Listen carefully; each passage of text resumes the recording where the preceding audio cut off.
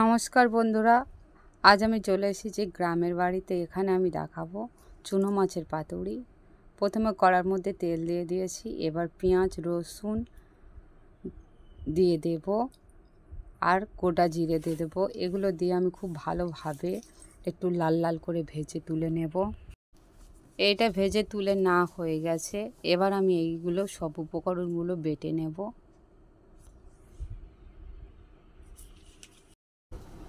এটা বাটা হয়ে গেছে, এবার আমি এটা তুলে নেব।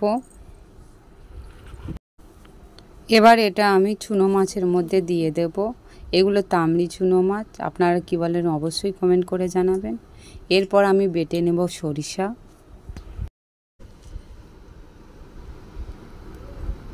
সরিষাটা বাটা হয়ে গেছে, এবার আমি এটা তুলে নেব।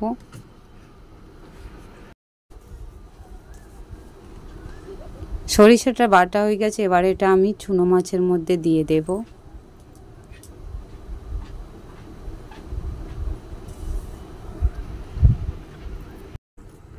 দিয়ে দেবো হলুদ গুঁড়ো, নুন, সরিষার তেল।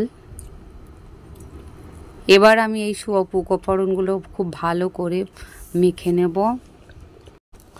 কলা পাতাগুলো আমি তেল দিয়ে আগুনে সেঁকে নিয়েছিলাম। এবার এর মধ্যে মাখানো চুনো মাছ আর একটা করে কাঁচা লঙ্কা দিয়ে ভালো করে সুতো দিয়ে বেঁধে নেব।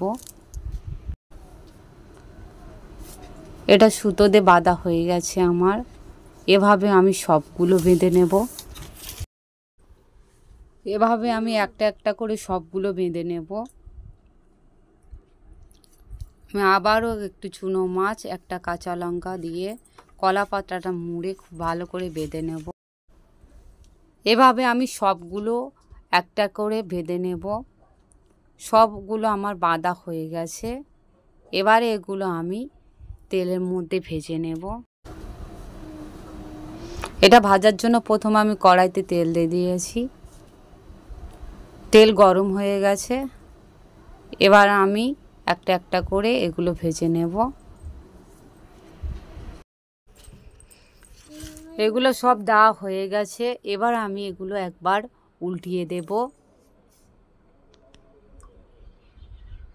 উল্টে দিয়ে এপিঠটা আমি কিছুক্ষণ হতে দেব। এগুলো হয়ে গেছে, এবার এগুলো আমি তুলে নেব। এভাবে আমি আরও কয়েকটা ভেজে নেব। আমার রেসিপি যদি আপনাদের ভালো লেগে থাকে তাহলে ভিডিওটিতে একটি লাইক দিয়ে অবশ্যই সাবস্ক্রাইব করবেন। ধন্যবাদ।